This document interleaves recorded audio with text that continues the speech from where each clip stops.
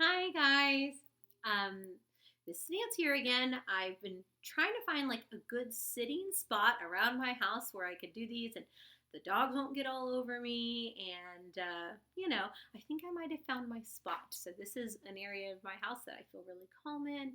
I've got some like supplies, little things I like to do around this area. So this is going to be my chill out, calm down, read aloud area. Just like I think of in my teacher's chair that you guys sit around. This is all my stuff that I need. So I figured this would be a good spot. We're going to try this today, okay? I hope everyone's doing really well. I'm hanging in there and missing you guys so much, especially when I think about all the different things that we could be learning in class. But you have an opportunity to learn at home. So I bet you're doing more cooking and helping out, doing chores. At least I hope you are, because we all want to help and think win-win and work together. And I know you guys want to help out at home too. So listen to your moms and dads, make good choices, help out where you can. We're all hanging out together, okay? So for today's book, I wanted to read a favorite. I don't know if I've read this in class before. I think I've read it for Club 360, but it is Stellaluna. It is the sweetest book, a story about oh no, what happens if you get separated from someone you need and someone you love. And I kind of warn usually my kids when I read this one that if I'm not careful, this book sometimes makes me happy cry. And you guys have seen it in my classroom before, but I'm going to try not to do that on this video. Might be a little embarrassing. So we're going to read Stellaluna by Janelle Cannon. And I think she was the author and illustrator, and we know what that means. She did both jobs. It's pretty impressive. So, Stellaluna. In a warm and sultry forest, far away, there once lived a mother fruit bat and her new baby. Oh, how Mother Bat loved her soft, tiny baby. I'll name you Stellaluna, she crooned. Each night, Mother Bat would carry Stellaluna clutched to her chest as she flew out to search for food. One night, as Mother Bat followed the heavy scent of ripe fruit, an owl spied her. On silent wings, the powerful bird swooped down upon the bats. Dodging and shrieking, Mother Bat tried to escape, but the owl struck again and again, knocking Stellaluna into the air. Her baby wings were as limp and useless as wet paper. Down, down she went, faster and faster, into the forest below.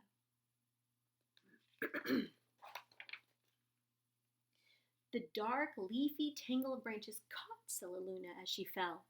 One twig was small enough for Stellaluna's tiny feet. Wrapping her wings around her, she clutched a thin branch, trembling with cold and fear. Mother, Stellaluna squeaked, where are you? By daybreak, the baby bat could hold no longer. Down, down, again she dropped. Flump! Stellaluna landed head first in a soft, downy nest, startling the three baby birds who lived there. Stellaluna quickly clambered from the nest and hung out of sight below it. She listened to the babble of the three birds. What was that? Cried Flap. I don't know, but it's hanging by its feet, chirped Flitter. Shh, here comes Mama, hissed Pip. Many, many times that day Mama Bird flew away, always returning with food for her babies. Stellaluna was terribly hungry, but not for the crawly things Mama Bird brought. Finally, though, the little bat could bear it no longer. She climbed into the nest, closed her eyes, and opened her mouth. Plop! In dropped a big green grasshopper. Stellaluna learned to be like the birds. She stayed awake all night and she stayed awake all day and slept at night. She ate bugs, even though they tasted awful. Her bat ways were quickly disappearing, except for one thing. Stellaluna still liked to sleep hanging by her feet. Once, when Mama was away, the curious baby birds decided to try it too.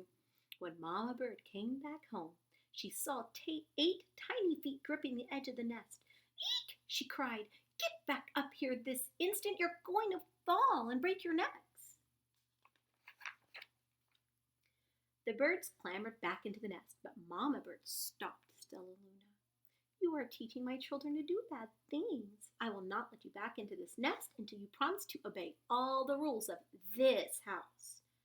Stellaluna promised. She ate bugs without making faces. She slept in the nest at night, and she didn't hang by her feet.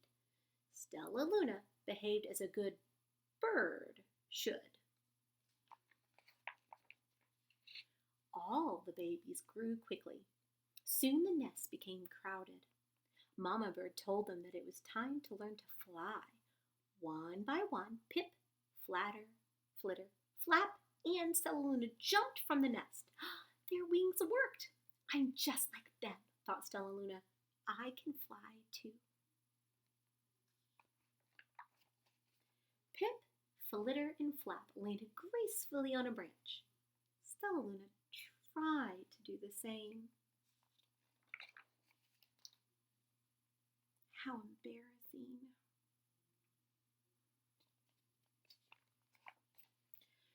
"I will fly all day," Stellaluna told herself. "Then no one will see how clumsy I am." The next day, Pip, Flitter, and Flap, and Stellaluna went flying far from home. They flew for hours, exercising their new wings. "Oh, the sun is setting," warned Flitter. "We had better go home or we'll get lost in the dark," said Flap. But Stellaluna had flown far ahead and was nowhere to be seen. The three anxious birds went home without her. All alone, Stellaluna flew and flew until her wings ached and she dropped into a tree. "I promised not to hang by my feet," Stellaluna sighed. So she hung by her thumbs and soon fell asleep.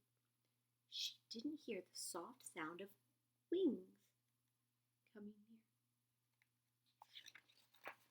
"Hey," a loud voice said, "why are you hanging upside down?" Stellaluna's eyes opened wide. She saw a most peculiar face. "I'm not upside down." "You are," Stellaluna said. "Ah, but you're a bat, and bats hang by their feet. You are hanging by your thumbs, so that makes you upside down," the creature said. "I'm a bat. I am hanging by my feet, and that makes me right side up." Stellaluna was confused. "Mama Bird told me that I was upside down. She said I was wrong." "Wrong for a bird, maybe, but not for a bat." More bats gathered around to see the strange young bat who behaved like a bird. Stellaluna told them her story. "You ate bugs?" stuttered one. "You slept at night?" gasped another. "How very strange," they all murmured. Wait, let me look at this child." A bat pushed through the crowd. "An owl attacked you?" she asked. Sniffing Stellaluna's fur, she whispered, "You are Stellaluna. You are my baby." "You escaped the owl?" cried Stellaluna. "You survived?" "Yes," said Mother Bat, as she wrapped her wings around Stellaluna. "Come with me and I'll show you where to find the most delicious fruit. You'll never have to eat another bug as long as you live." "But it's nighttime," Stellaluna squeaked. "We can't fly in the dark or we'll crash into trees." "We're bats," said Mother Bat. "We can see in the darkness. Come with us." Stellaluna was afraid, but she let go of the tree and dropped into the deep blue sky. Stellaluna could see. She felt as though rays of light shone from her eyes. She was able to see everything in her path. Soon the bats found a mango tree, and Stellaluna ate as much of the fruit as she could hold. "I'll never eat another bug as long as I live," cheered Stellaluna as she stuffed herself full. "I must tell Pip, Flitter, and Flap." The next day, Stellaluna went to visit the birds. "Come with me and meet my bat family," said Stellaluna. "Okay, let's go," agreed Pip. They hang by their feet and they fly at night and they eat the best food in the world, Stellaluna exclaimed to the birds on their way. As the birds flew among the bats, Flap said, I feel upside down here. So the birds hung by their feet. Oh, wait until dark, Stellaluna said excitedly. We will get to fly at night. When night came, Stellaluna flew away. Pip, Flitter, and Flap leapt from the tree to follow her. Oh, I can't see a thing, yelled Pip. Neither can I, howled Flitter. Ah! Shrieked Flap. Oh, they're going to crash, gasped Stellaluna. I must rescue them. Stellaluna swooped about, grabbing her friends in the air. She lifted them to a tree, and the birds grasped a branch. Stellaluna hung from the limb above them. We're safe, said Stellaluna. Then she sighed. I wish you could see in the dark. Well, we wish you could land on your feet, Flitter replied. Pip and Flap nodded. They perched in silence for a long time. How can we be so different and feel so much alike? Mused Flitter. And how can we feel so different and be so much alike? Wondered Pip. I think this is quite a mystery, Flap chirped. I agree, said Stellaluna. But we're friends and that's a fact.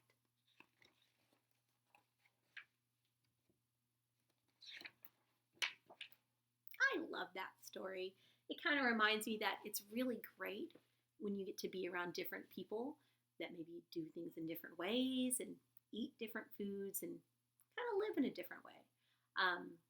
I've said this before, and I really believe it, that if we were all the same and we only hung out with people that were exactly like us, well, things would be a little bit boring. So maybe this week, in the next couple of weeks, you can try to get online and maybe FaceTime or video chat with some of your friends and see what they're up to. I bet they're doing some things that are very, very similar, some things that are very different from you. So, try to reach out, try to chat with everybody. Be looking for more videos. I'm going to try to do at least one a day. And I miss you guys. So I'll see you later, okay?